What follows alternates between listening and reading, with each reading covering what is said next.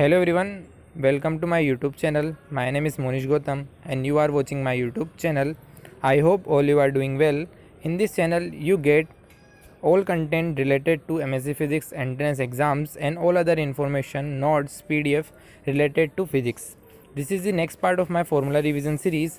In this part I am covering very important formulas for optics related to IIT JAM and all other MSc Physics entrance exam. Watch till end to learn better. If you are new to this channel, please subscribe my YouTube channel. If you haven't watched my previous videos, तो press the I button to watch my previous videos. So without wasting any time, let's start the video. तो आज की इस video में अपन optics के formulas को cover करने वाले हैं। तो फर्स्टली अपन देखते हैं general theory of image formation. ये आपके IIT JAM फिजिक्स का काफ़ी इंपॉर्टेंट टॉपिक है, तो इसलिए आप इस वीडियो को लास्ट तक ज़रूर देखें। आपके लिए वीडियो काफ़ी इंपॉर्टेंट रहने वाली है। मैं इसमें काफ़ी बेसिक टर्म्स को कवर कर रहा हूँ, पर लेकिन ये आपके सिलेबस में है तो इनको पढ़ना ज़रूरी है। तो फर्स्टली अपन देखते हैं लॉज ऑफ रिफ्लेक्शन। तो इसमें क्या आपको क्या होना चाहिए, जो इंसिडेंट रे, रिफ्लेक्टेड रे और जो नॉर्मल होता है, वो तीनों क्या होते हैं, हमेशा एक ही प्लेन में लाई करते हैं। इंसिडेंट एंगल रिफ्लेक्टेड एंगल के इक्वल होता है, angle I is equal to angle R. Next term जो आपको इसमें ध्यान रखनी है वो है Snell's law, that is sine I upon sine R is equal to mu two upon mu one, जहाँ पे म्यू वन और म्यू टू किन्हीं दो मीडियम के लिए रिफ्रैक्टिव इंडेक्स हैं। ये फॉर्मूला भी आपको ध्यान रखना है। नेक्स्ट आपको इसमें जो ध्यान रखना है वो है क्रिटिकल एंगल की वैल्यू। तो आई सी क्या होता है, sign inverse one upon mu होता है। आई सी वो क्रिटिकल एंगल वो एंगल होता है जिसमें कि यदि कोई रे इंसिडेंट हो तो जब वो रिफ्लेक्टेड हो, तो जो रिफ्लेक्टेड एंगल है वो जब 90 डिग्री हो जाता है तो उस टाइम पे जो इंसिडेंट एंगल है वो क्रिटिकल एंगल कहलाता है। ठीक है, तो ये आपको क्रिटिकल एंगल भी ध्यान रखना है।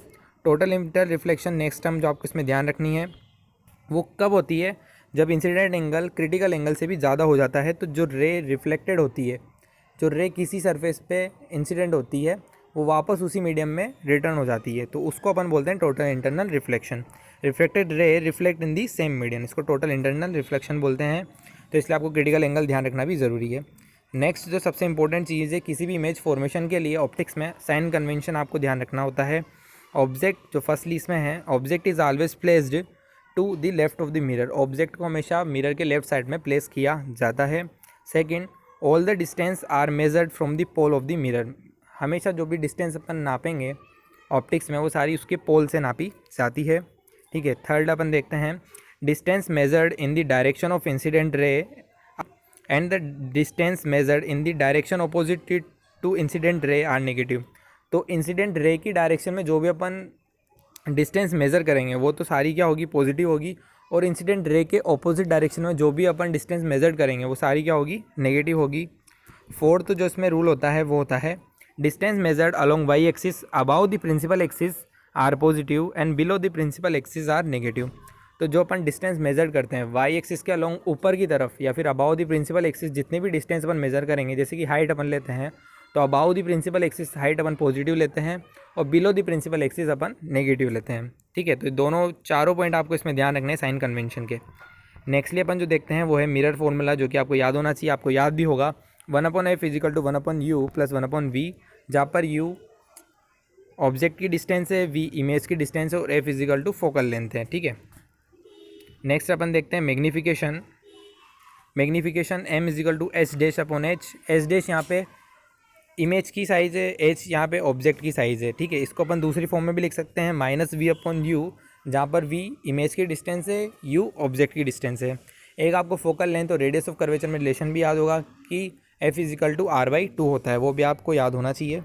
नेक्स्ट अपन इसमें देखते हैं थिन लेंस। थिन लेंस में जो फर्स्ट लेंस है उसकी फोकल लेंथ f1 है, दूसरे की फोकल लेंथ f2 है। तो जिसके लिए अपन लेंस फॉर्मूला लिखते हैं वो क्या होता है, 1/f equal to 1/v minus 1/u। Mirror formula lens formula में सिर्फ माइनस का ही अंतर होता है, तो आपको दोनों फार्मूलाज याद होने चाहिए। नेक्स्ट जो आपके इंपॉर्टेंट टॉपिक है वो है refraction through thick lens.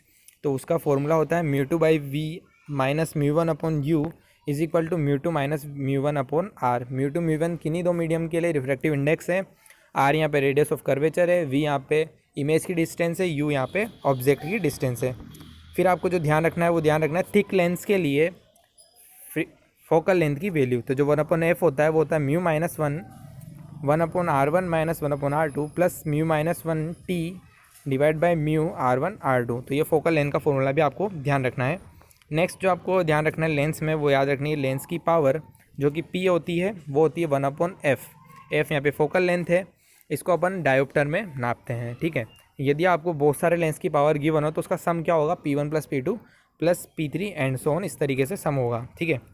Next आपको ध्यान रखनी है equivalent focal length of combination of thin lens. यदि हम 2 थिन लेंस का कॉम्बिनेशन लें तो उसकी जो इक्विवेलेंट फोकल लेंथ आएगी उसको अपन लिखते हैं F = F1 F2 D. Formula cover कर रहे हैं वो इंटरफेरेंस के, तो इंटरफेरेंस आपको पता होगा, ठीक है। उसके अंदर अपन को जो ध्यान रखना है वो है रिजल्टेंट एम्पलीट्यूड। तो रिजल्टेंट एम्पलीट्यूड जो होता है वो होता है R² = A1² + A2² + 2A1 A2 cos phi। यदि हम इसको इंटेंसिटी की फॉर्म में लिखें तो I = I1 + I2 2√I1 I2 cos phi होता है। इंटेंसिटी एम्पलीट्यूड के स्क्वायर के प्रोपोर्शनल होती है, ठीक है। फिर इंटरफेरेंस आपको पता है 2 टाइप का होता है, कंस्ट्रक्टिव और डिस्ट्रक्टिव। तो कंस्ट्रक्टिव के लिए जो पार्ट डिफरेंस होता है वो n लैम्डा का होता है। अब यदि अपन को इस केस में फेज डिफरेंस निकालना हो तो आपको याद होगा 2π/λ इंटू अपन n लैम्डा कर देते हैं जो वैल्यू गिवन होती है। तो जो उसका फेज डिफरेंस आता है वो 2πn आ जाता है, ठीक है। तो ये इसका फेज डिफरेंस हो जाता है। फिर इसमें आपको जो ध्यान रखनी है आई मैक्सिमम, इंटेंसिटी मैक्सिमम की वैल्यू होती है इसके अंदर, तो वो होती है √I1 + √I2 का होल स्क्वायर। ये इंटेंसिटी की वैल्यू भी आपको इसमें ध्यान रखनी है। फिर पोजीशन ऑफ ब्राइट फ्रिंज आपको इस केस में ध्यान रखनी है, xn = nλd/d। फ्रिंज विद आपको ध्यान रखनी है λd/d, ठीक है। फिर नेक्स्ट अपन देखते हैं डिस्ट्रक्टिव इंटरफेरेंस, जो कि आज की वीडियो का लास्ट पार्ट है। इसके बाद अपन काफ़ी इंपॉर्टेंट वीडियोस बनाने वाले हैं ऑप्टिक्स पे, जिसमें कि मैं बाकी फॉर्मूलाज को कवर करूँगा। तो डिस्ट्रक्टिव इंटरफेरेंस में अपन देखते हैं फर्स्टली पार्ट डिफरेंस क्या होगा डिस्ट्रक्टिव के केस में, n+1/2 लैम्डा होता है, ठीक है। और फेज डिफरेंस जो होता है वो 2n+1 पाई होता है। इसमें आई मिनिमम होता है क्योंकि ये डिस्ट्रक्टिव इंटरफेरेंस है, तो √I1 - √I2 का होल स्क्वायर होता है। पोजीशन ऑफ ब्राइट फ्रिंज इस केस में 2n+1 λd/2d हो जाएगी। और फ्रिंज विड्थ इसके केस में भी बीटा = λd/d रहती है। तो आज की वीडियो के लिए बस इतना ही। यदि आपको वीडियो पसंद आई हो तो वीडियो को ज़रूर लाइक कर दीजिए और ज़्यादा से ज़्यादा शेयर कीजिए और चैनल को सब्सक्राइब कर दीजिए। इस वीडियो का नेक्स्ट पार्ट में जल्दी ही रिलीज़ करूँगा, जिसमें कि मैं काफ़ी इंपॉर्टेंट फॉर्मूलाज कवर कर रहा हूँ।